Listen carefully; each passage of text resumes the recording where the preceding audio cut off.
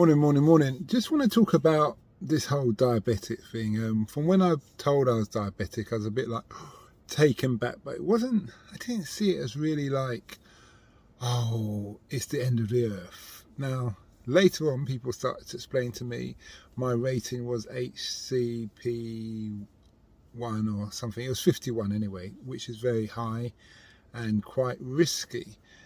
It's risky because it was explained to me that people of that rating actually have their toes amputated if they get a cut on their foot, for instance, and it doesn't heal because of their content, their sugar content, or how their blood is.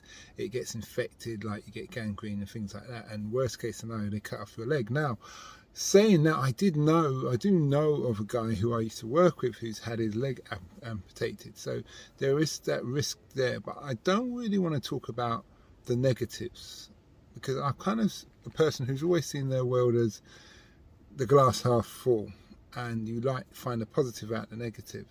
And the positive for me is this: it's made me realise, not just realise, made me action, I should say, and value in my health.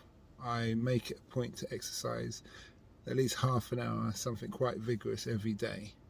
And obviously I need to do stretching and other things as well, but that's not included. I always try to make sure I've got my Apple Watch so I can do my timings, whether it's swimming, jogging, walking, etc., like 10,000 steps, but I take it seriously. Now, I did have a conversation early hours this morning, with an ex-Royal Marine like myself, and he was saying how a lot of his guys on his security team, he looks after an Arab guy, have just let go of themselves. And I explained to him that, well, it's probably because I've actually been there, where you start to get comfortable and think you can always get back to that super fitness that you've had, and then one day you wake up in the mirror and you realise, you wake up in the morning and you look at the mirror and you go, it's totally gone. I'm going to have to do a lot of work to get back to that fitness I once was, and is it really worth it, or it's worth it, but can I be asked, etc. Now, I had the blessing of this whole diabetic situation, and I do say blessing because it's made me realise, made me action, and I've been able to reduce my waist from like 7 centimetres in 3 weeks. And a lot of people have been saying to me, "Son, you've really lost weight, you're really doing good." And even when I was skipping for the Muay Thai, I felt light. When I was jogging, I felt light. I was catching people up and overtaking people. And before I was classed as a diabetic, I wasn't doing that. So this is why I see it as a blessing. I also see it as a blessing because it's self-discipline kicks in.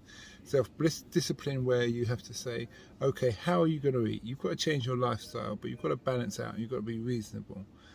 And that's something that I'm really focusing on and really working on. And when I say I'm working on it, it's like it hasn't been difficult, because in the back of my mind I'm thinking, oh yeah, you could have your leg cut off, worst case scenario, and you don't need that, you don't want that. You've got your kids, you've got loved ones, you've got family that you need to think about and look after. So it kind of becomes easy. But funny enough, other people say they don't know how I do it. And these are some other people are diabetic, some other people just have other health issues. But why I do this is just to motivate other people, enable them to realise that they can do it as well, and we can all move along, and things like that. So always see the glass as half full and make it work, and it's all good in that respect.